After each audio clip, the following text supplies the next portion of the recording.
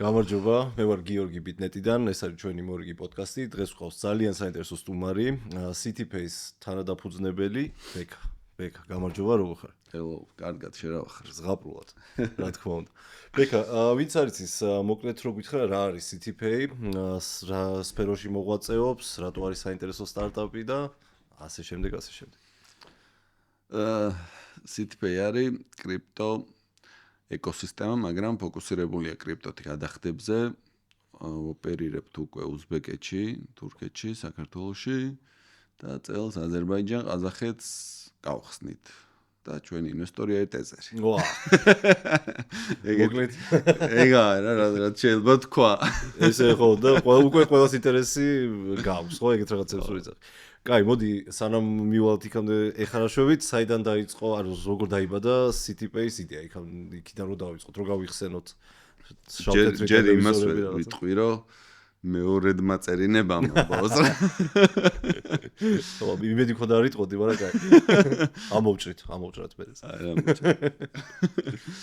იმიტომ რომ მე კიდე მეორეჯერ ვარ მზად რომ მოგიყვე მოკეთეს. ხო, ისეთი საინტერესო ისტორია არის, რომ მოკლედ შეიძლება მესამეცას მოგვიწევს ჩაწერი. ხო, CityPay მოკლედ ქრისტეშობიდან დავიწყოთ. პირველი დღე. უფრო აქედან. რეალურად მოკლედ მაინინგში ვიყავით რა მე და ერალფი, ჩემი პარტნიორი და მაგ პერიოდში გქონდა ეგეთი სიტუაცია, რომ ჩვენ გქონდა მაინერები, მაინინგს ვაკეთებით და რაცა ინფრასტრუქტურას გავმართეთ, აღმოაჩინეთ, რომ გქონდა სივრცე, რომ სხვისი მაინერები შეგვეძლო, რომ მიგვეღო. Mining Center.g ეგეთი დომენი არსებობს, მე დღესაც არსებობს, უნდა ვნახო აღარ მახსოვს. და ნუ მოხდეთ მაინინგის სერვისი. ხალხს მოქონდა მაინერები, გავდნენ ჩვენთან და რაღაც monthly cost-ი ქონდათ, რაღაცა არ მახსოვს ზუსტად რამდენი, მაგრამ დაახლოებით 300 ლარი იყო, ნუ ხარჯი არის ელექტროენერგია. და რა მცირედი სერვის ფის ვამატებთ, ანუ ეს არ იყო ჩვენი რაღაცა ინტერესი, ჩვენ მაინერებს ვამუშავებდით და რაღაცა მცირე მარჟაზე ვიბარებდით, ასე ვთქვათ, სხვის მაინერებს. მაგრამ შედეგი ჰქონდა ეს, რომ ხალხი მოდიოდა, მოქონდა მაინერები, რაღაცა ტიპები, რომლებიც არ იყვნენ კრიპტო ტიპები, ეს მსუბუქად რო თქვა, შევაერთებდით დენში და აბა ფული საიდან გამოვა დამანახე, ეგეთი ხალხი მოდიოდა რა, ანუ. გაგვეჩითა ესეთი სიტუაცია, რომ ამ ხალხს გადასახდენი ქონდა ლარში, სერვისი, შემოსავალი ქონდათ ბიტკოინში. მეუბნებოდით, რომ დაახურდავე, ბირჟაზე გახსენი ანგარიში, რაღაც ბლა ბლა ბლა, მოკლედ ყველასთვის პრობლემა იყო. მე ჩვენ ავიღეთ ჩვენ თავზე ჩვენთან ვარიცხინებდით ამ ბიტკოინს, უკონვერტირებდით დოლარში, მე დოლარი გამოქონდა ბანკში, მე ბანკში დოლარს ვახურდავებდით ლარზე და ბოლოს წყილ და ჭიანჭველას ამბეს არ იყოს, მოკლედ ბოლომდე მოგქონდა ხოლმე ეს ლარი, მაგრამ მანდაც ძალიან ბევრი პრობლემა იყო, საკომისიო, რაღაცა კურსი რა იყო, როდის უნდა დააკონვერტირებინა და ასე შემდეგ და მოკლედ ძალიან ხშირად ქონდა ხოლმე კონფლიქტი, მოკლედ ამ ჩვენს ანუ საქმეზე კონცენტრაცია ვერ ახდენდით და ხო, კონფლიქტი რაღაცა ჩვენ ავიღეთ ფაქტიურად ისეთი სერვისი დამატებით, რომელთანაც ჩვენ არაფერს არგებელს არ ვიღებდით, შარი ქონდა უფრო მეტად, ნო. მან გაჩნდა მოკეთ ეგეთი იდეა, რომ ამ ხოლმე გადავხდევინოთ კრიპტოთი რა პრობლემა ლოგიკური. ძალიან ლოგიკური ის იყო, რაღაც მოვიძიეთ მარკეტზე თუ იყო რამე სერვისი, არაფერი მსგავსი არ იყო მაგ პერიოდში, ეს არის 17-18 ეგ პერიოდია დაახლოებით. და ნუ მე დავიწყეთ მოკლედ CityPay-ის პირველი პროტოტიპი, რაღაცა მაინინგ ცენტრის საიტზე ჩავაშენეთ, რაღაცა ითვლი და hash rate-ებს, wallet-იც მიმულიყო, მოკლედ ძალიან ძერსკად გავაკეთეთ, მაგრამ ცალკე პროექტი კი არ იყო ფაქტიურად, რაღაცა მაინინგ ცენტრის საით პროექტად დავაკეთეთ. ნუ როგორც მოგეხსენებათ, მაინინგის 2018 წლის ამბები, ბიტკოინის ფასი დავარდა, ეს მაინერები გაჩერდნენ და ჩვენი სოფტი თავისი ინფრასტრუქტურით, მოკლედ დაგვჭა ესე ჰაერში რა. და ნუ დავანებეთ ამ ამბავს თავი, თუმცა იდეა ძალიან საინტერესო იყო და ფაქტიურად მაშინვე ჩავეჭიდეთ, რომ მაგარი იდეა.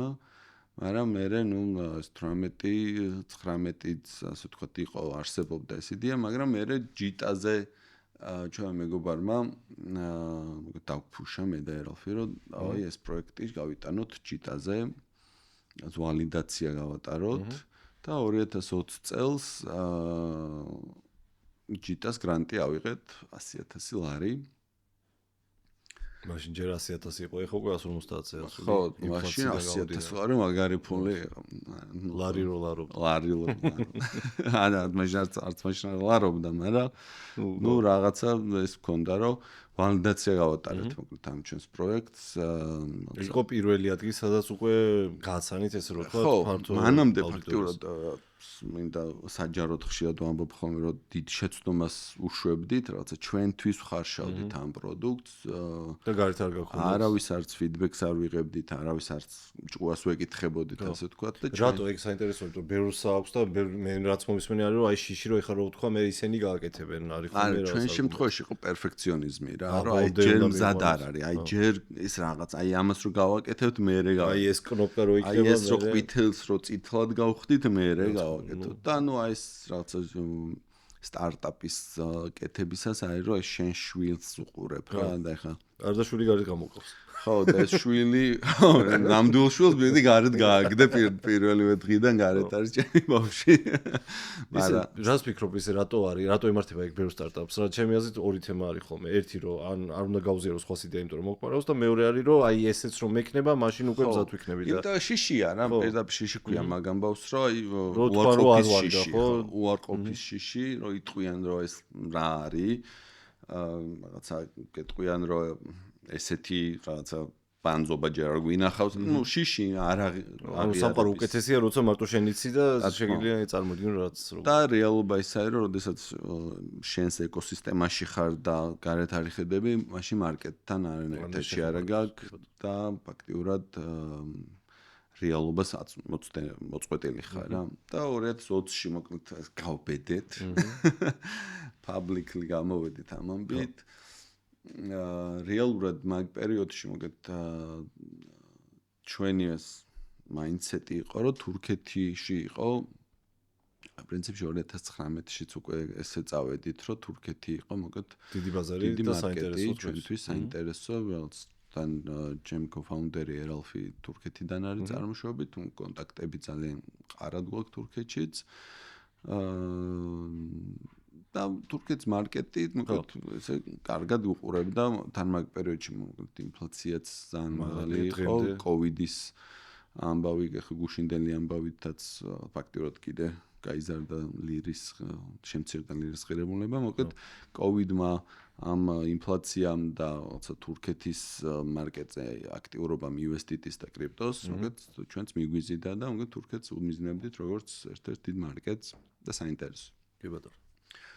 ხო, ნუ ჯიტას მე გადავეწყვეთ მოკლედ ამ ამბავზე. ხო, ჯიტამდე მივალთ, იცი რა მეტეს, ანუ შენ ყავს როგორც წესი, რავი, საქართველოში არსებულ სტარტაპებს არიან ქართველები, ხო? ანუ შენ ყავს თურქი პარტნიორი, ხო? როგორ გაიცანით საერთოდ ერთმანეთი, ეგეც საინტერესოა და საქართველოში სწავლობდა, რომ უშტეჩი აღარ მახსოვს, ხო? ნუ და შემთხვევით შევხვდით, მოკლედ ჩემი მეგობართან ერთად იყო Airsoft-ზე. ეს სოდით ერთმანეთს? დავხვეცეთ, ჩავცხრილეთ ერთმანეთს, მან შევხვდით პირველად და ნუ მე მაგის მე რაღაც საქმეები დავიწყეთ, ერთად მოვსინჯეთ რაღაცები და სხვა რაღაცები, ხო? კრიპტოსთან არაფერი შუაში არ იყო. 2015 წლის ამბავია. ანუ უკვე დიდი ხანია ის 3-4 წელი ფაქტიურად მაგ პერიოდისთვის უკვე ვიყავით შეთამაშებული და ეგ ძალიან მნიშვნელოვანია ხოლმე ფაუნდერის ნაწილში. ხო, იმიტომ გეკითხები ზუსტად. ხო, სტარტაპისთვის ერთ-ერთი უმნიშვნელოვანესი ნაწილია ფაუნდერის matching-ი, ასე ვთქვათ, შერჩევა და სწორად, ასე ვთქვათ, პარტნიორობა იმ ხრივ, რომ ერთნაირი ადამიანები სტანდარტულად მე ჩემნაირი მომწონს, ასე ვთქვათ, საურთიერთოდ, მაგრამ პარტნიორობაში და საქმეში ესე არ მუშაობს, უნდა შემავსებელი როლები უნდა ითამაშოთ. რაღაცა უფრო მეტად აქცენტირებული უნდა იყოს რაღაცა ლოკალურ საკითხებზე, რაღაცა გარეთ უნდა იყურებოდეს, რაღაცა მეტად ორგანიზებული უნდა, რაღაცა ნაკლებად ორგანიზებული უნდა, რაღაცა გიჟური იდეებით უნდა იყოს, მოკლედ ეს მეჩი ბალანსი იყო კარგი თქვენ ხო, ბალანსი დავიჭირეთ და მოკლედ ეგ რო მივხვდით რომ ეგ იყო, მოკლედ მაგრამ ჩავაჭირეთ და მაგის მერე და აი ბევრი რაღაცა გავაკეთეთ. იქამდე რომ მოსულიყავით რა, რომ გაგიგოთ ეს ბალანსი არის თუ რა, აი რეებზე ჩხუბობდით ხოლმე. შეიძლება ეგეთი კითხვა დაგისვა, იმიტომ რომ ჩემი ეხლა დღესაც გამართობთ. ეგ უკვე შემდეგი კითხვა იქნება. ხო. დღესაც გამართობთ ისეთ რაღაცეებზე, მაგალითად ძალიან ხშირი არის რომ აი რაღაცა გვეშლება ერთმანეთთან, აი მაგალითად რაღაცა დაგვავიწყდა სიტყვაზე, აი გამომრჩა. ერთმანეთს მოდმე ასე ვთქვათ მონიტორინგს უკეთებთ კარგი გაგებით, რომ რაღაცა ტონუსში ვიყოთ. მიუხედავად იმისა, რომ ძალიან კარგი მეგობრები ვართ, საქმესთან მიმართებით სწორი ხაზები გვაქვს გავნებული და ასე ვთქვათ საქმიან შემთხვევაში საქმესთან დაკავშირებით სწორად უდგებით და სწორ კომენტარებს ვაკეთებთ, ან მეგობრობა და საქმეს არ ვუღებთ ერთად. ანუ შეიძლება ოფისში დავცხოთ ერთმანეთის ბრჭყალებში და გამოხვიდეთ და საღამოს ეგ ძალსახად ეს ერთ-ერთი უმნიშვნელოვანესი ამბავია და რა ამ ძალიან ესე ღია რაღაცებს ვლაპარაკობ, მაგრამ მნიშვნელოვანია რომ ყველას გქონდეს ეგ სენსი, რომ მეგობრობა, კარგი მეგობარი ძალიან კარგია საქმეში, მაგრამ ხშირად არის რომ საქმე მერე მეგობრობას აფუჭებს ხოლმე. და ჩვენ ღირებულებებში ესე ძალსახად გვაქვს რომ სულ რო საქმე გაფუჭდეს, მეგობრობა არ უნდა გაფუჭდეს და ანუ ამიტომ ეს მაქსიმალური ბალანსი გვაქვს ხოლმე რა. და საქმეები გაყოფილი გაქვთ, ანუ არის რომ რაღაცა მარტო შენ გეხება, მარტო ერალს ეხება, მე რაღაცა ბორდიც გაქვთ თუ აი რომ ერთმანეთს უზიარებთ ხო რა თქმა უნდა, თუ გაყოფილი გაქვთ, რა ხდება როგორ? გაყოფილი გვაქვს ბუნებრივად გაიყო ეს რაღაცები, იმიტომ რომ იდეაში ესე არა გვაქვს რომ სივრცეში არ გადავიჭრათ ერთმანეთის და რაღაც ხელოვნური ბარიერები არა გვაქვს, უფრო ბუნებრივად მოხდა აქცენტები, რომ ვთქვათ, ეროს მეტი აქცენტები აქვს ინვესტორებთან, რაღაც პროდუქტის expansion-ზე და ჩემი აქცენტები უფრო შიდა თიმის მენეჯმენტი და ორგანიზება არის საკითხების, ასე ვთქვათ, ეს ბუნებრივად ეს დაალაგდა, თუმცა ხშირად ვენაცვლებით ხოლმე ამაშიც ერთმანეთს, იმიტომ რომ რაღაცა ყოველთვის არსებობს ჩავარდნა. ყოველთვის სწორხასოვნად, ყოველთვის მაგარ ხოძე ვერ იქნები რა, არსებობს რაღაცა დღეები, თვე, კვირა, რომ რაღაცა შენც დავარდები და ვიღაცა გჭირდება, ვინც შენ საქმეს გადაიბარებს და შეგეშველება რა და ესო. იცი რომ ინტერესებს, აი თქვენ ორნი ხო და დიდი ხანი რაღაცა ურთიერთობა. შენი აზრით, აი რა მე მაინტერესებს, მე სუფიქრობ მაგაზე რა, რამდენი ფაუნდერი უნდა ყავდეს სტარტაპს რა, რომ იყოს ოპტიმალური რა, აი ხა შეიძლება იგივე რამე არ არსებობს, მაგრამ ნუ აი შენ რას პიკე ხა შენ იქიდან გამომდინარე რომ ორნი ხართ, ალბათ იტყვი და წარმატებული ხართ, ორს იტყოდი თუ ერთი ძალსახად არა. ო, ერთი არა. ერთი ძალსახად არა, ეს რაღაცა შემიძლია თამამად თქვა რომ მარტო ადამიანი მოკლედ ვერ შეძლებს ისეთ რაღაცებს აწევას. ნუ შენ რაღაც ეტაპზე შეძლებს, მაგრამ მაღალ ლეველზე მოკლედ ძალიან გაუჭირდება. ორი ადამიანი კარგია, მაგრამ შეიძლება, რავი, ამბობენ რომ სამი არის მოკლედ ყველაზე კარგი მეჩი რა, რომ რაღაც აბალანსებს და აზრის გაყოფის შემთხვევაშიც, ასე ვთქვათ, მაინც სამ ადამიანში, ასე ვთქვათ, ეგ პრობლემა არ დგას. თუმცა ხო, ნუ ორ ადამიანზეც გაყოფილი ხარ. გაყოფილი. იქიდან გამომდინარე როგორც მიდის საქმეები შეიძლება იყო გაყოფილი. კარგი, ესე იგი შენ თქვი რომ დღეს უკვე უზბეკეთში, ყაზახეთში შედიხარ, თურქეთში ხარ, საქართველოს ასე შემდეგ და ნუ ეხლა ჯიტაში დავიწყეთ, ავიღეთ 100,000 ლარი, პირველი დაფინანსება, ხო, ესე შეიძლება ითქვას და ტეზერის დაფინანსება, ხო, და კომპანიის ღირებულება, რომელიც გაცდა უკვე ბევრ მილიონს, ხო, შეიძლება ეგრე ვთქვა. აი ამ შუალედში რა მოხდა, ეგ არის რა თქმა უნდა საინტერესო. რაღაცას დავაჭირეთ თითი, don't touch it ეწერა და დავაჭირეთ რა. დავსვო და მე ტეზერი გამოშვა ფული ჩარიცხა და არაფერი ხო, სხვა არაფერი არ მოხდა. ხო, იცი რის თქმა უნდა, ანუ ბევრს ხო გონია რომ რაღაცა, რავი, გუშინ ჯიტაზე ვიყავით, ხა სტრატეგიათი ბევრი დროც არ არის გასული, ხო, ჯიტადან 5 წელია, ხო, რეალურად გასული არც კი 4 ნახევარი რაღაცა. ხო და აი ამ 4 წელიწადში 2020 წლის დეკემბერში ან დაჟე 2021, 22, 23, 24 წელი ხო. 4 წელი. ხო, 4 წელიწადში 0-დან ავედით მულტიმილიონ დოლარიან კომპანიამდე 50-ზე მეტი თანამშრომლით, ხო? კი. არ არის ცუდი. Not bad. იმ კნოპკის გარეშე კიდე რეები იყო, აი რა ნაბიჯები გაიარეთ, რომ იქამდე მისულიყავით, რომ საერთოდ ტეზერისნაირი კომპანია დაინტერესებული იყო. მანამდე მოხდა ის, რომ სამჯერ დავიხურეთ. სამჯერ, ოკეი. მარტო სამჯერ, ოკეი. სამჯერ დავიხურეთ, სამჯერ რავი, თავიდან დავიწყეთ ყველაფერი. ბევრჯერ იყო ის სიტუაცია, რომ რავი, გავაგრძელოთ, არ გავაგრძელოთ. უამრავი უარყოფა, წინააღმდეგობა სახელმწიფოსგან, უფრო დეტალებში შემიძლია გითხრა, რომ ჯიტას მე დავთარგეთეთ, პროდუქტის, ასე ვთქვათ, MVP გავაკეთეთ, შევძელით, რომ რაც ისეთ ფორმა მიგვეცა, რომ პროდუქტი შეთავაზება შეგვძლებოდა. და მაგრამ ქრონოლოგიურად გავყვები, რომ მნიშვნელოვანი მომენტია აი მაგ ნაწილში რამდენჯერ წამოვდექით და რამდენჯერ დავეცეთ. იმიტომ რომ მგონია რომ ეგ არის ერთ-ერთი ყველაზე მნიშვნელოვანი ნაწილი, რაც როკი ბალბოა იტყოდა, რომ თავარი ის კი არა რამდენჯერ მოხდება სახეში, რამდენჯერ ადგები, ეგაა ზუსტად თავარი. და ნუ მაგ პირველი MVP-ით წავედით თურქეთში. ოკეი. და თურქეთისთვის ავწიეთ 500,000 USDT. დოლარი, ეკვივალენტი 500,000. ანუ უკვე კრიპტო ხალხისგან, ხო? კრიპტო ხალხისგან, ჩვენი ასე ვთქვათ, ნეტვორკიდან. და შევბერეთ მოკლედ თურქეთს. ყველაფერი კარგად მიდიოდა. კმაყოფილები ვიყავით, რაღაც ეგ დავიწყეთ ინტეგრაციები, პარტნიორები გვყავდა და ერთ დღეს კანონში ცვლილება შეიტანა თურქეთის პრეზიდენტმა, რომ კრიპტოთი გადახდები direct და indirect, მოკლედ დაკრძალულია და ჩამოგვიარეს და აბა დაგვირეკეს, რომ აბა რა შვებით და ნუ თურქეთის ციხეში ყოფნას ვარჩიეთ, რომ თბილისში ყოფნა ჯობია, კი თბილისში ყოფილიყავით. და ანუ თურქეთის პროექტი ამითი თურქეთის პროექტი ფულშინიყო დღეს აღარ. ფული რაც ქონდა ამისთვის უკვე დახარჯული ფაქტიურად დავრჩიქით ნულზე შეიძლება ესე ითქვას, იმიტომ რომ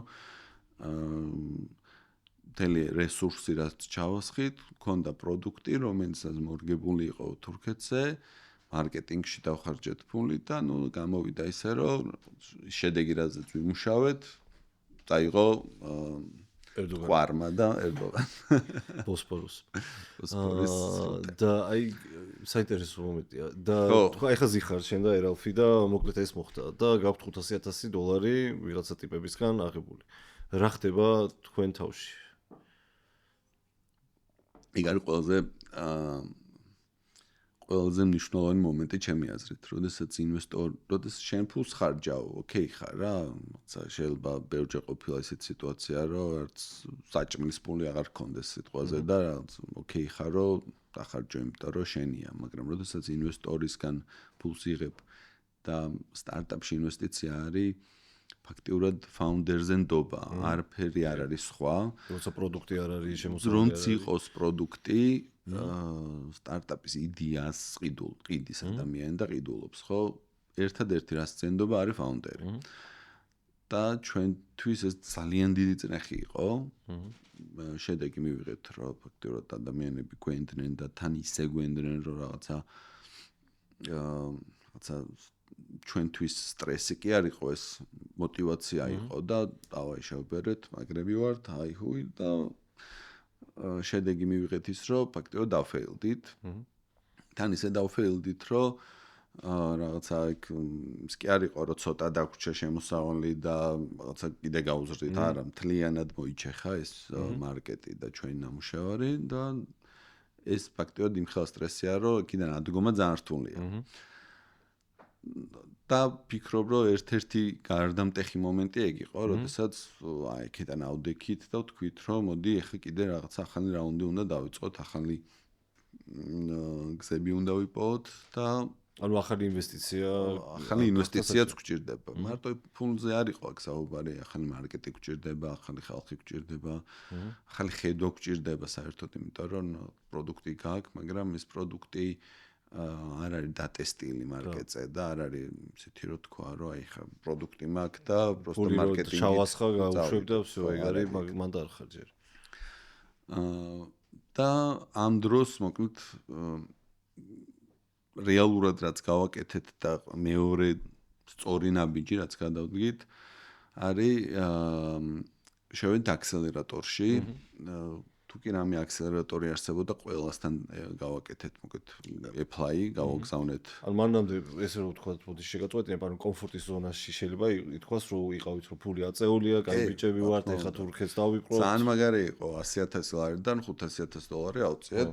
მაგარი პროექტი ვარ, რაც ავართ ეგავართ რა. ზუსტად და ეხლა ხართ იმ სიტუაციაში რომ 0 ფული და თავიდან გიწევს აქსელერატორში სადაც შეიძლება პირველ ადგილზე იყოს $5,000 რაღაც შეიძლება ესე ითქვას რომ უფრო ცუდიც. აუცარი ფული იქეთ მიგაკ. ოკეი. ხო, მაგ მომენტში ფაქტიურად ჩვენს ასე ვთქვათ თანამშრომლებს და ჩვენს ფაქტიურად მეგობრებს ვთხარით რომ აღარა გვაქვს ფული რა და ბევრმა თქვა რომ ოკეი, ფულის გარეშე სადამდეც გავქაჩავთ, მოკლედ რჩებით, რაღაც part time სხვაგან დაიწყეს მუშაობა რაღაც, მაგრამ რამდენიმე ადამიანმა დღესაც მოკლედ ძალიან ვაფასებთ ამ ამბავს. და დღემდე ჩვენთან ერთად მოყვებიან ამ journey-ში. მნიშვნელოვანი იყო ეს შემართება, რომ მარტო მე და ჩემი co-founder-ი კი არ ჩვენ უკან ადამიანები იყვნენ, რომლებიც ჩვენ გვენდობოდნენ და სჯეროდათ ინვესტორები ერთი, მაგრამ მეორე თანამშრომლები, რომლებიც გვეუბნებოდნენ, რომ ჩვენ თქვენთან ერთად მოვდივართ, წამო ახალ რაუნდში წავიდეთ რა ეს ახალი ენერგიები მოკლედ აქედან ავიღეთ. და მოკლედ მოვხვდით ძალიან ბევრი apply-დან ერთ-ერთი გაგვიმართლა შემიძლია თამამად თქვა startup ERD არის ესეთი ჩეხური აქსელერატორი ერთ-ერთი ყველაზე ძველი ევროპაში და აქსელერაციის მთელი ასე ვთქვათ მოდელი არის ესეთი რომ ფულს გაძლევენ რავი თორცდები €6,000 მოგცეს სულ 3,000 დასაწყისში, 3,000 ბოლოში. ოღონ ნუ არაფერი ფაქტიურად ეხა იმ შემთხვევაში პროდუქტის არაფრისთვის არ იყო განკუთვნილი. შედეგს მაგით ვერ დადებდი, ერთადერთი იყო რომ რაღაცი ხარ თან თუ თბილისში ხარ. COVID-ი იყო და ამიტომ ონლაინ მოგვიწია და მოგეთ აქსელერაციის მთელი პრინციპი იყო ესეთი რომ pitch-ი მოგეთ პირველი ეტაპისთვის გავასალაშინეთ. და გითხრა სედრიკმა, სტარტაპ ERD-ის ფაუნდერმა, რომ დავაი ხა თქვენ 150 კონტაქტი. მეილი, LinkedIn-ი, ხო, სახელი გვარი, თანამდებობა 150 ტოპ ტიპის, Mastercard-ის CEO, Visa-ს CEO, მენეჯმენტის მემბერები, ტექნიკური ტიპები, IKEA ზოგი საერთოდ არარელევანტური არც გადახდებთან, არც ფინანსებთან, არც კრიპტოსთან. Просто random 150 ტოპ მენეჯერი სხვადასხვა კომპანიებიდან და გითხრა რომ აი ამ 150 ადამიანს მოგეთ უნდა დაუფიჩოთ და იმათგან უნდა მოისმინოთ ფიდბექი და უნდა დააინტერესოთ ეს 150 ადამიანი. გავაგზავნეთ მოგეთ ეს მეილები LinkedIn-ზე მივწერეთ და შემდეგ 10 დღის განმავლობაში თუ 14 დღის 2 კვირის განმავლობაში მოკლედ 120 კაცს ჩაუნიშნეთ შეხვედრა. ანუ 120 კაცი მაინც დაითანხმეთ? უკვე საქმეა. 9 საათიანი შეხვედრა. ხო. ყოველ დღე 2 კვირის განმავლობაში მე და ეროფ ვიჯექით კოლზე, ერთი კოლიდან მეორე კოლზე გადავდივით და ვისმენდით იმენა წნეხს, ზოგი გვეუბნებოდა რომ სკემერები ხართ და დაგიჭერენ, ზოგი გვეუბნებოდა რომ ეს რა სისულელია ჯერ რა კრიპტო და მე იმით კრიპტოთი რა გადახდები ზოგი გვეუბნებოდა რომ ეს ტექნიკურად და თქვენ არ ახართ მზად ზოგი გვეუბნებოდა რომ პროდუქტი არ არის სწორი მარკეტი არ აგაქვთ და იმდენი უარყოფა მივიღეთ იმდენი ჯერ მოხდა მოკლედ ჩვენი დაცემა და ადგომა რომ გავხდით ჩვეულებრივი აღარა დღეს აღარანაირი ეფექტი აღარ აქვს ვინმეს კრიტიკას ჩვენს მიმართ, იმიტომ რომ ეს ფაქტიურად იმდენჯერ გავიარეთ, რომ ვიცით. ხო, მოსმენილი. მოსმენილი გო, ვეღარაფერს ვეღარ მეტყვი ისეც, რაც სხვებისგან არ მაქვს უკვე მოსმენილი და გადახარშული. ამ 150 ადამიანიდან ძალიან ბევრი იყო საინტერესო, რომ ვაუ, რა მაგარია ჩემს პროდუქტში ჩავაინტეგრირებ ვიღაცა გვეუბნებოდა რომ აფრიკის მარკეტზე რაღაც პროდუქტს ყიდი და მოდი აფრიკაში ძალიან რეალურია რომ იქიდან კრიპტოთი გადაიხადონ, იმიტომ რომ ეგ პრობლემა მაქვს რომ ვერ იხდიან. მოგეთ ძალიან ბევრი საინტერესო ფიდბექიც მივიღეთ, opportunity-ც გაიჩნდა რაღაც პონჩი რომ ვიღაცებს follow-up-ებს უკეთებდით მერე და ძალიან ბევრი კრიტიკა უარყოფა და ნუ ამ ორ კვირაში ესე ვამბობ ხოლმე რომ პატარა ბიჭები მივედით და გამოვედით კაცები რაღაცა რკინა-ბეტონის საფარი გვქონდა წინ ანუ მაგრამ ამ ასე ვთქვათ უარყოფამ რაც აქამდე ეს ჩვენ შვილს თავზე ხელს უსვავდით და ცილნიავს არ ვაკარებდით უცებ 100 კაცმა დაგვბომბა და გაანადგურა ჩვენ თვალწინ მოკლედ ჩვენი პროდუქტი ბევრი ასე ვთქვათ ისეთი ფიდბექი მოგცა რაც რეალურად გასათვალისწინებელი იყო ბევრი აი უბრალოდ გვეუბნებოდა რომ არ არის რა ეს არ არის რაც რელევანტურია საერთოდ რა და ფიქრობ რომ ამ ამბავმა რეალური გარდატეხა შეიტანა მოკლედ ახალი პროდუქტი დაუბადეთ თავიდან დავიწყეთ მოკლედ გადააზრება მარკეტის პროდუქტის ხედვა საერთოდ საერთოდ წავსულიყავით და რაღაცა ერთი ახალი სიცოცხლე ჩავბერეთ მოკლედ ჩვენს ეს უკვე მეორე დაბადება მეორე მოსვლა არის უკვე ხო კი ბატონო მაგრამ მან დავჩერდებით მან ვერ გავჩერდებით იმიტომ რომ ფული გვაქვს ასაწევი ხო ფული გვაქვს ასაწევი, სადაც მარკეტი გვაქვს აპონელი, პროდუქტს რაღაცებს ვაკეთებთ, მაგრამ კიდე რა დეველოპმენტში რესურსი გვაქვს ჩასადები და დავიწყეთ მოკლედ ახალი საინვესტიციო რაუნდი და ჩეხური venture ფონდი არის Presto Ventures, Presto ჩადო ფული და კიდე რამოდენიმე ინვესტორმა დაახლოებით დაახლოებით 1.5 მილიონ არის 1.2 მილიონ ავწიეთ მოკლედ მაგ რაუნდში და ამ რაუნდში ანუ ჯერ პროდუქტი არ არის მზად არის მაგრამ რაღაც MVP-ა რა საქართველოში გაშვებულია უკვე არ იყო მაგ მომენტში რაღაცა ისეთი აი მაშინ ეგ არის ალბათ ყველაზე საინტერესო მომენტი ანუ რეალურად პროდუქტი MVP არის ფაუნდერები არიან მარკეტი იცით სადაპირებ თუ ეგეც ცოტა საკითხი ხო ნუ მაგ მომენტში ყველგან ვიყურებით რა კიდე არა როგორ მაშინ 1.200.000 ამ კონკრეტულ მომენტში ხო ეგ ცალკე საკითხია რა ეგ კითხვა არის ყველა ხშირად გვისვან ხოლმე მაგ კითხვას რომ აი ფულის აწევა ესეთი მარტივია ხო მაგრამ ეგ ყველაზე რთული ეგ არის 150 კაცმა უარი გითხრა მაგრამ აი რა იყო ხო მაგრამ ნუ თან ეს თვითაჯერება არ დაკარგეთ აწვევით როგორც პირველ კაცს რო ელაპარაკით ისე აწვევით ამ პრესტოსაც და ოღონდ მთელი ამბავი არის რომ ყველა ფიდბექიდან ვსწავლობდით რა ყველა უარყოფიდან ვიღებდით იმას რაც რეალურად გამოგვადგებოდა ყველას არ უნდა მოусმინო რა თქმა უნდა მაგრამ უნდა adjustment-ი გააკეთო შენი მცდელობების. ანუ რო არა ეს 150 კაცი პრესტოს ფულს არ მოგცემდა, შეიძლება ეგ ითქვას? კი, სალსახად შეიძლება ითქვას, იმიტომ რომ ჩვენი ხედვები აბსოლუტურად შეიცვალა და ჩვენი mindset-ი შეიცვალა. მანამდე უფრო რაღაცა ბიზნესურად უყურებდით, შეიძლება ესე ითქვას და ამ ამბის მერე დავიწყეთ სტარტაპულად ყურება. ოკეი, მაგ შორის ხოვა რო აგვიხსნა შეგიძლია? მანამდე გქონდა ესეთ ხედვა რომ რაღაცა დიდი ბიზნესებთან უნდა გვეკონტაქტა ჩვენც როგორც ბიზნესი რაღაცა სტრუქტურებს ვაგებდით და ასე შემდეგ რა და მან მეორე ნაწილში მეორე მოსვლაში მოკლედ გადავეწყვეთ მოდელზე სადაც ყველა iterაცია ფიდბექი იყო ჩვენთვის ყველა ასე ვთქვათ ყველა ცვლილების შემდეგ ყოველი ახალი მცდელობა იყო განსხვავებული და აქედან ვიღებდით ფიდბექს, მე ახალ მცდელობას ვაკეთებდით, კიდე ფიდბექს ვიღებდით. ანუ ეს იყო მიდგომის, ასე ვთქვათ, ცვლილება, რამაც შეიძლება ითქვას, რომ შეცვალა ჩვენში მიდგომა პირადული, ანუ ჩვენ სხვანაირად უდგებოდით ჩვენს თავს და ჩვენ შემდგომ უდგებოდით სხვანაირად ჩვენს პროდუქტს და სტარტაპს რა. პრესტოს მანდ ქართულ კომპანიაში ქონდა უკვე ფული ჩადებული თუ პირველები იყავით თქვენ? არ მახსოვს არც მე ეგ ამბავი რა. სადღაც ნუ მაგ პერიოდში დაინტერესდნენ ქართული კომპანიებით, ხო. მე მგონი კი იყო რომ ვიღაცასთან ჰქონდათ ფონდ ჩადებული და ხო არ მახსოვს მოგეთ დეტალები, მაგრამ მაგის კარგად დაიმთხო ხო რომ პრესტო საქართველოსკენ კი, იყურებოდა, რა თქმა უნდა, მე მჯერა იმ ამბის, რომ სწორ დროს სწორ ადგილს უნდა აღმოჩნდე. მაგრამ სწორ ადგილს რო აღმოჩნდე, სწორ დროს ბევრი უნდა იმოძრაო.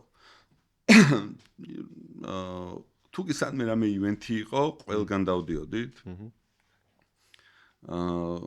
ყველასთან მქონდა პოტენციურ ყველა ინვესტორთან მქონდა კომუნიკაცია, networks ვადიდებდით და ესე ერთი ხელის მოსმით არ მოსულა ძალიან ბევრჯერ გითხრეს უარი და სწორ დროს სწორ ადგილას აღმოჩნდით იქ, სადაც გითხრეს რომ კი, მოდი, ვცადოთ. ოკეი. და პრესტომ თლიანი რაუნდი არა იყო, ხო, ალბათ ან 600,000 1,200,000 იყო, რასაც აწევა გინდოდა დოლარის და ნახევარზე აიღო კომიტმენტი ეგრეთ წოდებული პრესტომ რომ ნახევარს მე დავდებ. კი ბატონო. ოკეი, დარჩა მეორე ნახევარი, რომელიც უფრო მარტივია ვიდრე პირველი, ეგრე იტყოდი თუ არა? რეალურად სიმარტივე და სირთულე მან ესე პირდაპირ ვერ ვიტყვით, რომელი უფრო რთული და მარტივი იყო, თუმცა ყოველ შემთხვევაში უკვე რაღაცა ექსპერიენსი ჰქონდა ფულის აწევისაც, დაფეილების გამოცდილებაც ჰქონდა და შეგაწყვეტ ეს ფეილი რო ქონდათ ეგ რაღაც კუთხით ალბათ დაგეხმარა კიდევაც, ხო? ანუ ბევრს ფონდს ან რაღაც ვენჩურ კაპიტალს მოსწონს ის ამბავი, რომ ერთხელ დაფეილდნენ, არ გაჩერდნენ, აგრძელებენ, ძალიან პოზიტივს ხედავენ მაგ ყველაფერში, ხო? ეგ ძალიან დიდი და იმ ინვესტორისგან, რომელმაც პირველი 500 მოგცა, მეორე რაუნდშიც კიდე მოგცას პოლი. იმიტომ რომ არ გაჩერდით. ხო, ეს ძალიან მნიშვნელოვანია. მან და ბევრ ადამიანს მოსდის თავში ესეთ რაღაცა, რომ ისე ქვითი ხომ მიცემული მაქვს და ბარემ თავიდან დავიწყო, ან რაღაც ესეთი. ეგ არასდროს არ ყოფილა ის თუ ფულზე და გააკეთებ აქცენტს, რომ აი ან ბევრი ფული ავწიო მე აქედან საბოლოო ჯამში შენ უნდა იფიქრო როგორც ინვესტორმა რა. შენც ისე უნდა მიუდგე შენს ინვესტორს, როგორც შენ რო იყო მის ტყავში, ასე ვთქვათ რა და მე უფრო გასაგები ხდება, როგორ უნდა ეკონტაქტო, რა ჭირდება, რისი მოსმენა ჭირდება, როგორ უნდა დაგინახოს, რომ გენდოს და დაიჯეროს იმის, რაც შენ გჯერა. ხო, ალბათ ეგ ორი რაღაცა არის. შენ ჯერ მაგრად უნდა გჯეროდეს, რაც ამბობ და რაც დააკეთებ და მე ეს უნდა დააჯერო და მე ამაზე უნდა გენდოს, რომ შენ ის ადამიანი ხარ, რომელიც ხვალ უბრალოდ არ გაქრები და არ დაიკარგები ინვესტორის ფულით რა. მეორე ცხოვრებაში მოკლედ ავწიეთ ფული, საქართველოს მარკეტზე დავიწყეთ ცებს გაკეთება. ყურებდით სამ რეგიონის ქვეყნებსაც, მათ შორის აფრიკის ქვეყნებს, მათ შორის ისევ თურქეთს. თუმცა ფაქტიურად დიდი რესურსი დავხარჯეთ პროდუქტზე. დაუშვით კიდევაც საქართველოში. დაუშვით საქართველოში პროდუქტი. ამ დროის განმავლობაში მოგეთ რაღაც ბევრი ცვლილება განახორციელეთ, მათ შორის თავიდან სხვა პროდუქტს განვიხილავთ საერთოდ და მე საერთოდ სხვა პროდუქტზე შევჯერდით. და ნუ რაღაც მომენტში ვთქვით, რომ ეს პროდუქტი ოკეია რა. იცი რა მეინტერესებს, ანუ ამ საქართველოში გაშვება, მაინც ექსპერიმენტად უყურებდით თუ ან და ინვესტორის განმოსახედით მაინტერესებს რა, ანუ იქ ხო რაღაც ციფრები შემოდის, ხო უკვე რომ აი რაღაცა 5 მაღაზიაში ვარ, 15, 100, 200 მაღაზიაში. ანუ ეგ ციფრები და ამდენი ტრანზაქცია მოხდა ან რაღაცა ეგეთები. ეგ რამდენად გადაერთეთ მაგ პროცესში, რომ აი ამ ციფრებზე გელაპარაკოთ თუ მაინც იმაზე ლაპარაკობთ, რომ ჯერ მაინც სტარტაპი ვართ, ეს ექსპერიმენტია და რეალური სამყარო იქით. ხო, ჩვენთვის და რეალურადაც ეგრე იყო, რომ ფაქტიურად ის ციფრები რაც ქონდა საქართველოში, აი ძალიან მცირე იყო, იმიტომ რომ არ არსებულ მარკეტს ვქმნით. ხო, არ არსებობს. კრიპტო გადახდა, რავი. კრიპტოთი გადახდა, არ არსებობს. იგივეა, რომ თქვა, რომ ვადარებ ხოლმე იმ პერიოდს, როდესაც cash ეკონომიკა იყო და ვიღაცა შემოვიდა და ბარათით გადახდა, არ არსებობს გადახდის წერტილი. ხო. ყველგან ვერ გადაიხდი. და მეორეს მხრივ ადამიანები მიჩოვლი არიან cash-ზე, თუ გახსოვს იყო ეგეთი დრო, როდესაც ფული ერიცხებოდა ადამიანისთვის ბოლოს, დიდი რიგები იდგა ბანკომატებთან, რომ მე cash-ი ამოეყო. ეშმაკის ფული და რაღაც. ხო. დაახლოებით ეგ სიტუაცია და ეგ დრო, ამაგ დროს ვადარებ. როდესაც არ არსებობს მარკეტი, არ არსებობს მსგავსი გამოცდილება და უნდა შექმნა როგორც გადამხდელის მხარეს, ისე ბიზნესის მხარეს. საკმაოდ რთულ რაღაცას ვარ შეჭიდებული. ყველასთან მოლაპარაკებაც ალბათ საკმაოდ რთული იქნებოდა. მე მახსოვს მე ერთხელ გადავიხადე ერთ-ერთ ფიტნეს კლუბში იყო სიტიფეი და არის დღემდე მე მგონი და გადავიხადე და მე ბუღალტერმა დამირეკა რომ ანუ როგორ დადიხარ დარბაზში არსად არ ფიქსირდებო რომ ფული გადაიხადე მეთქი კრიპტო გადავიხადეო და ოკეი ანუ წარმომიდგენია რა ანუ არასებულ ბაზარზე მართლა ეგეთ ბუღალტერებთან ჭიდაობა და ჩხუბი იყო ჩვენი დროის 40% მინიმუმ. მეორე 40% იურიდიულ ნაწილზე და ლეგალ ტიპებთან ჩხუბი და ჭიდაობა და 20%-ს ვაკეთებდი საქმეს. ხო, რაღაც ეგეთი ასე ვთქვათ პერიოდი ცალსახად ისეთი იყო, რომ ჩვენი დროის და რესურსი ფაქტიურად იხარჯებოდა იმაში, რომ ყველა მთელი გუნდი იყო ჩართული სეილებში, პარტნიორობებში, რაღაცა ახალი merchant-ის თუ sales point-ის დამატებაში და ამ შემდეგ ეს მთელი რესურსი მოკეთ იხარჯებოდა მაგაში. ოკეი. და ეგ ანუ მან აჩვენეთ რომ ოკეი ერთი პროდუქტის მხარე შეგვიძლია, ფულის აწევის ნაწილი კი იცით როგორ შეგვიძლია და აი ხა უკვე ეს პროცესები რეალობაში შეგვიძლია გადავიტანოთ, ხო? ეს ციფრები მოკეთ შენ კითხოს რომ დაუბრუნდე, ჩვენ ციფრებს მოკეთ არ უყურებდით და ფაქტიურად არც არც მოლოდინი ვეს გექნებოდათ ახლა რომ საქართველოში ახლა რომ აქედან და არც ინვესტორებთანაც ესეთი ის ქონდა რომ ეს არ არის ის ციფრები რადგან ჩვენ გვაქვს აქცენტი და ამიტომ არც დათვალოთ ეს რა აქ სხვა რაღაცას ტესტავთ ჩვენი ეგ სხვა შორის ბევრს უკვირდა რომ აი რატო არ აწვევით რაღაცა მიმართულებას რა და ჩვენი ასე მიდგომა იყო რომ ტესტირებებს ვაკეთებდით, პროდუქტში ვცვლიდით, მიდგომას ვცვლიდით, ბიზნეს მოდელს ვცვლიდით, მერჩანტებთან ურთიერთობას ტესტავდით, ასე ვთქვათ და ვცდიდით, ვისთან როგორი მიდგომა უკეთესი იყო. და ფაქტიურად ჩვენი რესურსი მიდიოდა იმაში, რომ პროდუქტი, ბიზნეს მოდელი დაგვეხვეწა და რაღაცამდე მისულიყავით რა. აქაც ან თქვენ რო ეს 1,200,000 აწიეთ, იცოდით რომ ეს არ იყო ბოლო, ხო? ანუ გეგმაში ისიც იყო რომ ეხლა მაიტა 1,200,000 ძალიან ჟღერს რომ ძალიან დიდი ფული არის და მაგრამ მაგითი სოფლიოს ვერ დაიპყრობ, ხო? ძალიან გაგიჭირდება. და იცოდით რომ ეს იყო უბრალოდ ერთი ნაბიჯი, შემდეგ ნაბიჯამდე. ან ბევრს მგონია ხოლმე რომ ფული თუ არის, ყველაფერი არის, მაგრამ რეალურად ეს არ მინიშნავს და უნდა აღნიშნო რომ როდესაც ფულს აიღებ, მაშინ იწყება ყველაზე რთული სიტუაცია და ყველაზე რთული მომენტები მაშინ იწყება. როგორ უნდა დახარჯოს სწორად, ისე რომ შედეგზე გახვიდე ხვალ. შეგიძლია რომ დაფოკუსირდე და დღევანდელ კვერცხზე იფიქრო, თუ ხვალდელ კათამზე ვიფიქრო, მაგრამ გზაში ისე გავანაწილოს ფული, რომ მივაღწიო იქამდე. და ეს დილემა ყოველთვის დგას, რომ რაზე დავფოკუსირდეთ და ვფიქრობ, რომ ერთ-ერთი ჩვენი ასე ვთქვათ გამართლება ის იყო, რომ არ შევცვალეთ ეს ხედვა, რომ ყველა გვეუბნებოდა, რატო არ აკეთებთ კრიპტო კონვერტაციას რა, პირდაპირ ბირჟას რატო არ კრიპტოში თუ ხარ, ბირჟა ხარ რა, და დღევანდელი ფულია რა, დუით.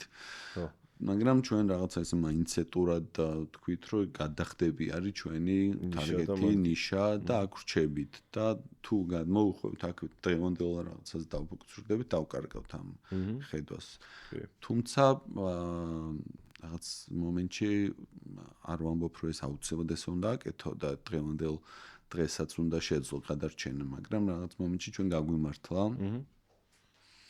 და ნუ ეს გამართლება იმიდან მოდის, რომ რაღაცა მუშაობამ შედეგი გამოიღო ინვესტორებთან, პარტნიორებთან, ჩვენს კლიენტებთან და ასე შემდეგ რა. კარგი, მაშინ ახლა რომ გადავიდეთ ტეზერი რო შემოდის თქვენ ცხოვრებაში. ახლა ვინც არის ის, ნუ კრიპტოში ვინც არ კი ყველა მიცის ტეზერი ვინ არის, მაგრამ მაინც რო ვთქვათ ესე იგი ტეზერი არის ყველაზე მოგებიანი კომპანია კრიპტო სამყაროში, ხო? მე მგონი შეიძლება ითქვას რომ არა მხოლოდ კრიპტო სამყაროში, ხო, რავი, თან აკეთებს ამ რაღაცას 50 თანამშრომლი თუ რაღაცა და ქმნის, რავი, კვარტალში 3 მილიარდიან მოგებას წერს 50 კაცით. რაც არის უკვე სასწაული პირდაპირ. მაჩვენებლით ერთ ადამიანზე რამ ხელ პროფიტს აგენერებს პირველად ხილცემ სოფლიოში. და მათ შორის ამერიკას აქვს რეალურად ტეზერის ვალი, ესე შეიძლება ითქვას, იმიტომ რომ ტეზერი ყიდულობს ძალიან ბევრ ტრეჟერი ბილებს და რეალურად იქიდან ახლავს მოგებას. ხო, როგორ მიხვედით, ანუ ეს რაღაცა გლობალური, რავი, კომპანია, რომელიც ყველა ქვეყანაშია სოფლიოში და ერთ-ერთი ყველაზე დიდი პროდუქტია კრიპტოში და აქ მეორე მხარეს CityPay, რომელიც რაღაცა ფული აწეული აქვს და ტესტავს, როგორ მოხდა ეს თქვენი სწორ დროს სწორ ადგილას ამბავია რა, ბანკის მჭერა. სად იყო სწორი დრო და სწორი ესე მოგეთ საქართველოს ჩამოვიდა მაგ პერიოდში მარკო დალაგო, დღეს არის ტეზერის ვიცე-პრეზიდენტი. და შეხვდა ყველას, აბსოლუტურად ყველას, მათ შორის თქვენც, თუ კი ვინმეს რამე კრიპტოსთან შეხება ქონეს, ყველას შეხვდა. და ერთ-ერთმა ჩვენმა მეგობრმა დამერეკა, რომ ითხრა, რომ ტეზერის ტიპს უნდა თქვენთან შეხვედრა. მეთქი რა უნდა ტეზერის ტიპს ჩვენთან. აი ზუსტად ეგ მიდგომა იყო, რომ ძალიან გამიკვირდა, რაღაცა თან ტეზერი ეხლა უფრო გამოჩნდა სამყაროში და მაგ პერიოდში იყო, ანუ ვინ იყო უკან, არსებობდა ადამიანი თუ არ არსებობდა, ეგეც კითხვა იყო რა. არ იცოდა რეალურად. ხო. და შეხვდით მე და ეროფი მარკოს და ძალიან გულახდილად და გულღიად უთხართ, ვინც ვიყავით, რასაც ვაკეთებდით, რა მაინდსეტიც გქონდა და რისთვის ვაკეთებდით ამ ამბავს რა. საერთოდ არ გვითქვამს, რომ ფული გჭირდებოდა, იმიტომ რომ არც განვიხილავდით, რომ ტეზერს ფული უნდა მოეცა ჩვენს, არც ვიცოდით ეგეთი შესაძლებლობა თუ არსებობდა, ხო? ჩვენ უბრალოდ რაღაც გაცნობით თვალსაზრისით შევხვდით, რაღაცა გავეცანით ჩვენს, მოვუყევით რას ვაკეთებთ და რა გეგმები გქონდა რა. და ნუ ამის მე რაღაც ხშირი კომუნიკაცია გქონდა, მე მარკომ ბიჭი გთხოვა გაუგზავნეთ. მე ვიღაცასთან გადავამისამართა და ის პროცესში, რომ ისე რომ არც ველოდებოდით და რაღაცა სხვა მიმართულებით ვფიქრობდით, მოგეთ ტეზერმა გააკეთა ჩვენთან პირველი რაღაცა შედარებით მცირე ინვესტიცია და ეს მცირე ინვესტიცია იყო მიზანი, რომ დაევეტესტეთ, ენახა რას ვაკეთებდით, როგორ ვაკეთებდით, რაღაცა უფრო შიგნით შემოსულიყო. თუ არ ვცდები, რომელი წელია ხოლმე? ეგ იყო 2022-ის ბოლო ან 23-ის დასაწყისი. ანუ სულ ისე დიდი ხრისი. ხო, ნუ რაღაცა. და 2023 წლის ბოლოს ტეზერმა მოგცა დამატებით ახალი დაგვჭირდა უკვე expansion-ისთვის ფული და ტეზერმა ჩაასხა 10 მილიონი ერთი წლის წინ. რამდენი? 10 მილიონი ამერიკული დოლარი. USDT. რაღაცა კრიპტო ესე გავგებთ. ოკეი, დიდი ჯამპი გავაკეთეთ. ამ პატარა ინვესტიციით, ხო, რაღაცის დანახვა უნდა ტეზერს, ხო? რისი დანახვა უნდა შენი აზრით? ფაუნდერებს. ხო, ანუ რა ტიპები ხართ?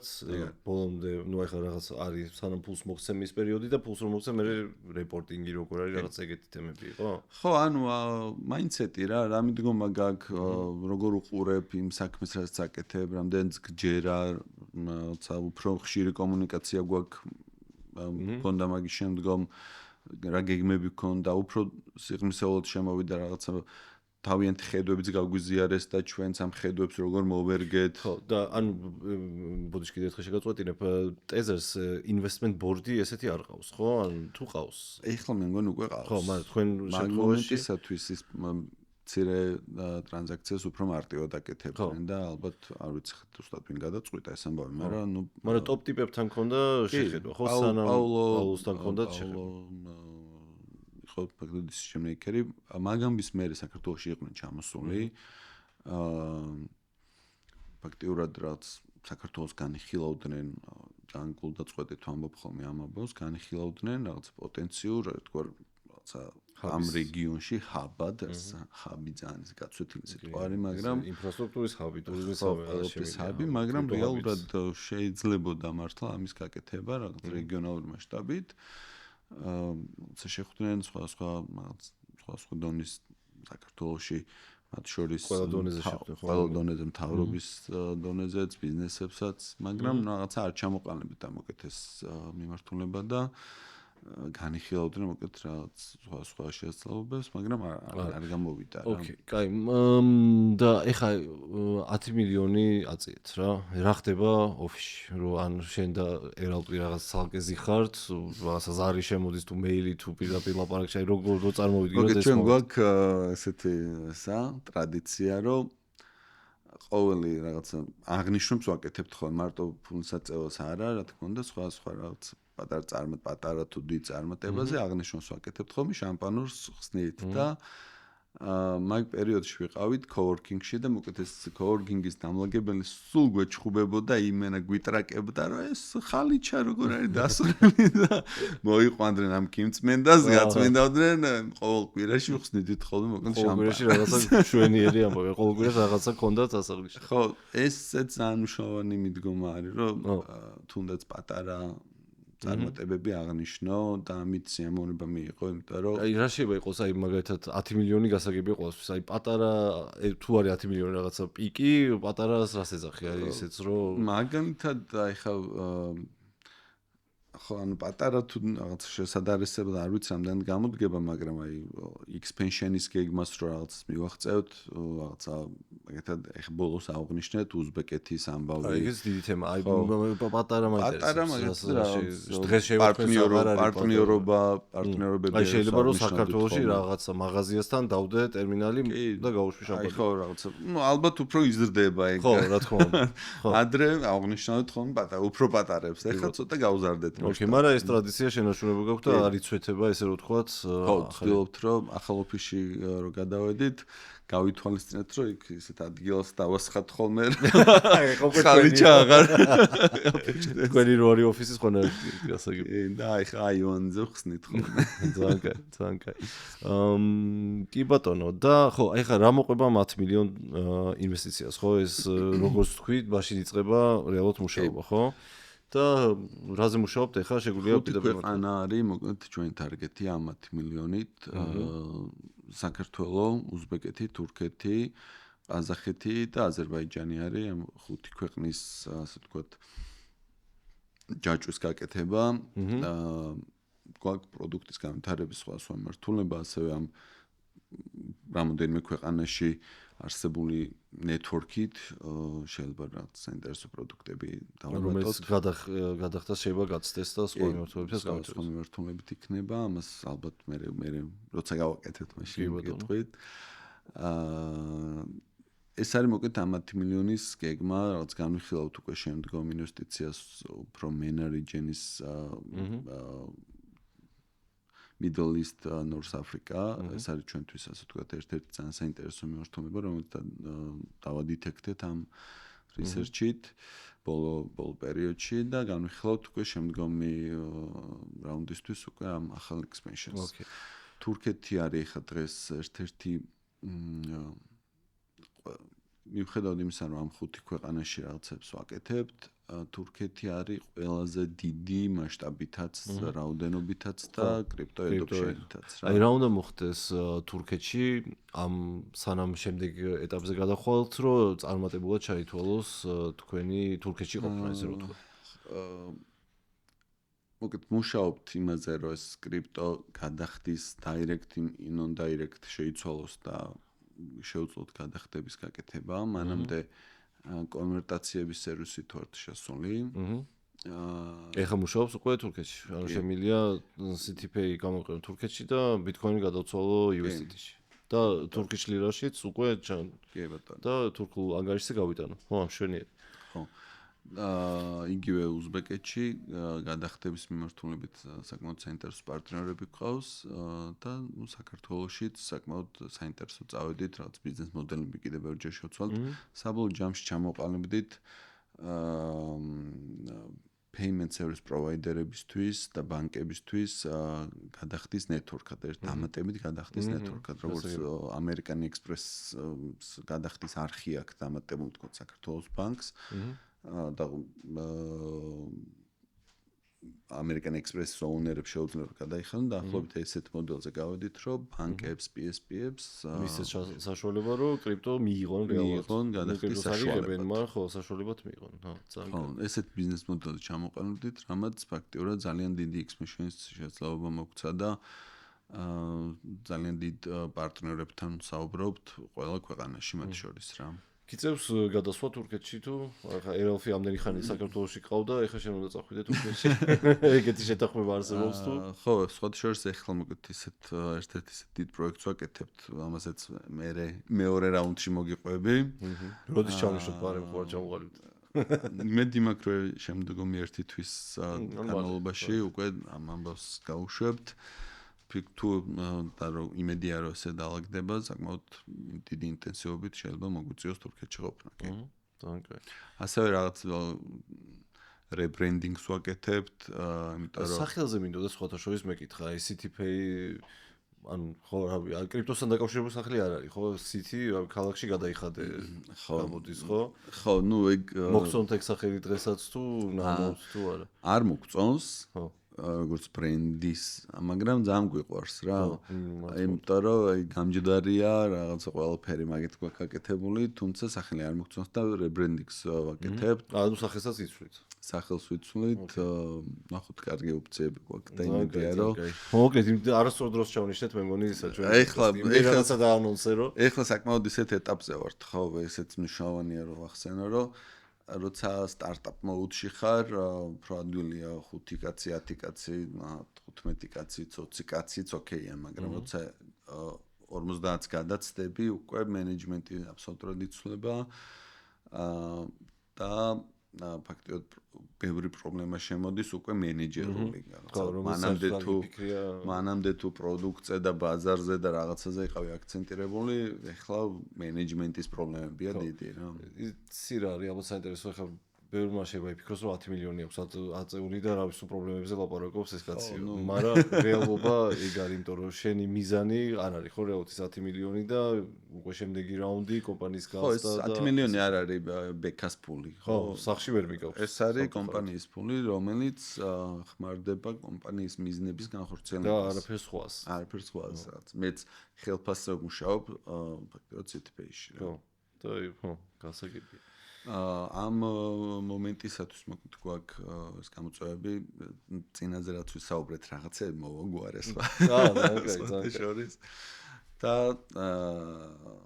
მნიშვნელოვანია რომ მოკლედ ეს ფაზებში შეძლოს კომპანიამ რომ როცა ზრდა აქვს შეძლოს რომ სტარტაპ მოდში არ დარჩეს ისევ იმ ფაზაში სადაც იყო 10 კაცი იყო და შეძლოს რომ სხვანაირი მენეჯმენტი შემოიტანოს მაგრამ ბიუროკრატიაში არ გადახვიდე ანუ ეს ბალანსის დაჭერა არის საკმაოდ რთული და ერთ-ერთი გამოწვევა ჩვენთვის რა ხო შენ რომელი ნაწილი უფრო გიყვარს ესე რომ ვთქვათ რა ანუ სად მაინც ახლა შეიძლება რაღაცაში უფრო დისკომფორტს გრძნობდი შეიძლება ის უფულობა ესე რომ დავარქვათ ან რაღაცა ფულის ძიების პროცესი უფრო საინტერესო იყოს ვიდრე რაღაცა ხოთ ქვეყანაში მიხვდე რომ ეს თუნდაც არ ყოფილა ის რაც რავი გინდოდა რა ხო არ იცი ხო თეორიაში დამარტივია რა თქმა უნდა მინდა ხუთ ქვეყანაში შევიდე მაგრამ ძალიან რთულია ძალიან ბევრჯერ გვითქვამს ეგ ამბავი რომ რაღაცა ეხლა რაღაც ტრეინინგებს გავდივართ სადაც დავადგინეთ რომ დღემდე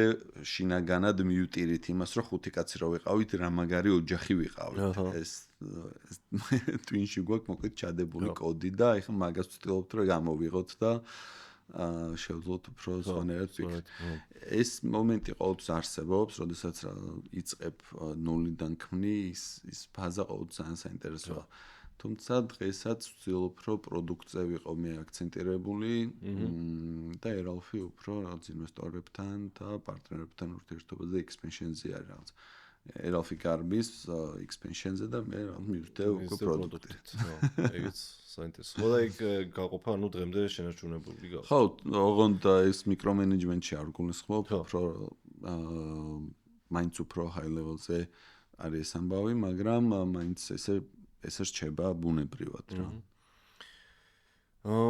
კი ბატონო, რა ვიცი, მე მგონი საინტერესო საუბარი გამოვივიდა, არ ვიცი კიდე კითხვები მაქვს თუ არა, ნუ შემდეგი პოდკასტი უნდა ჩავწეროთ ალბათ უკვე ვილაპარაკოთ იმ შედეგებზე, რაც მიაღწიეთ გასვლებით და რომელ ქვეყანაში იქაც ხო შეიძლება რაღაცა გამოგივიდეთ, რაღაცა არ გამოგივიდეთ, ეხლა ეგ ბუნებრივია.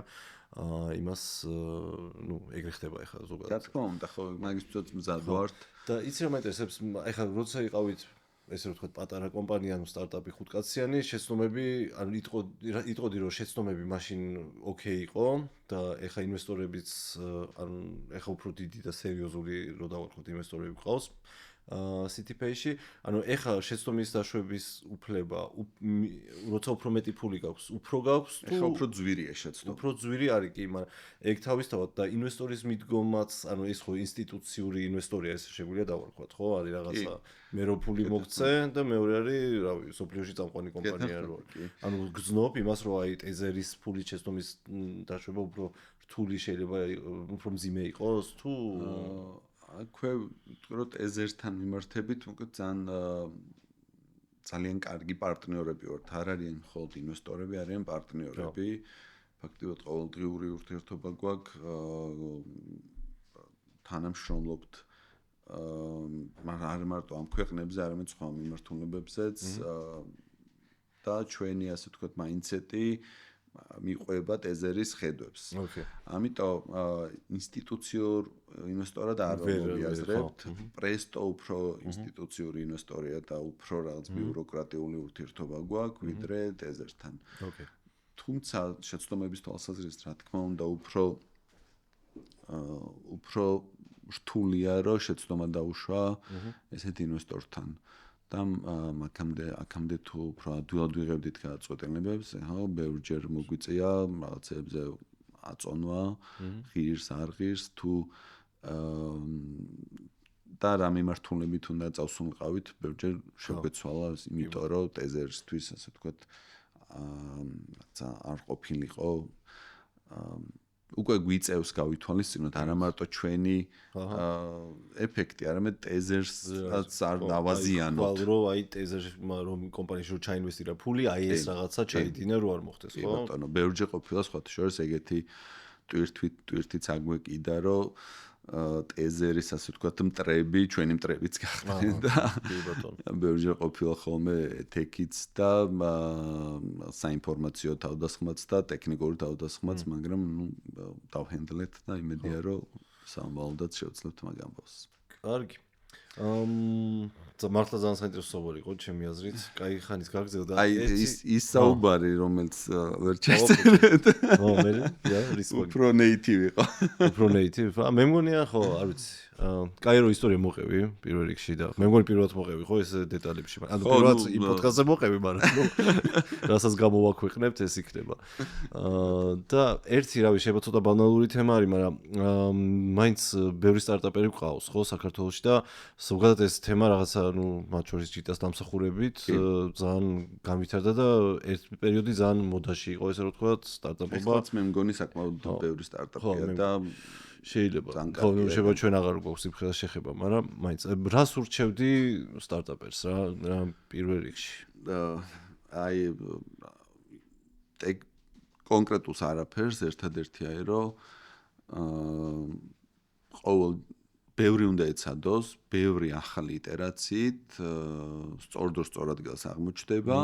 ოღონდ მნიშვნელოვანია რომ ყოველი iterაცია იყოს განსხვავებული იმისგან, რაც გუშინ გააკეთე რა. ეს არის რაც ერთადერთია, რაზეც შეიძლება, რაც გონია რომ ჩვენ ერთადერთი რაღაცა არის, რაც სწორად გავაკეთეთ, იმიტომ რომ ბევრი მცდელობა, ბევრჯერ წაქცევა, ბევრჯერ ადგომა.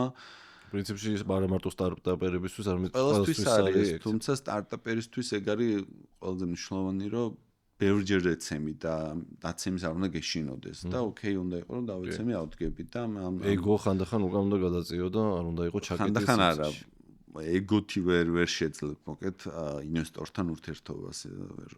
ინვესტორს თუ ეტყვი რომ მე ყველაზე მაგარი ვარ აქ ყველაფერი ვიცი და შემამეტას ვჭირდები, მაშინ გეტყვის რომ ბოდიში სხვაგან ახარ. კი ბატონო. და ზოგადად მეც და ეროფით ვცდილობთ, რომ მაქსიმალურად ჩართული ვიყოთ კრიპტოს და არა მარტო კრიპტო ეკოსისტემაში და ყველა სტარტაპს და სტარტაპ იდეას მოგეთ ვცდილობთ, რომ რაღაცნაირად დავეხმაროთ ხოლმე ადამიანურ რესურსით თუ რაღაცა რჩევით თუ ასე შემდეგ. ანუ თუ არის ახლა ვინმე ვინც გვისმენს და არის კრიპტო სამყაროში, შეუძლია მოგწეროს ტელეფონის ნომერს გავუვაჩენთ 9-დან 6-მდე. 9-დან 6-მდე. ძალიან დიდი მადლობა ბექა. შემდეგი პოდკასტი მაქსიმუმ 3 თვეში რო ვილაპარაკოთ უკვე შედეგებზე, წარმატებები თქვენ, რა ვიცი CityPay როგორც ყოველთვის ნომერ პირველი კრიპტო და შეიძლება ითქვას სტარტაპი საქართველოში, ნუ valuation-იც ყველა ვარიანტი ეგრეა. და რა ვიცი, წარმატებები და დროებით. მადლობა და ასევე წარმატებები ბიტნეტს და შენ. მადლობა.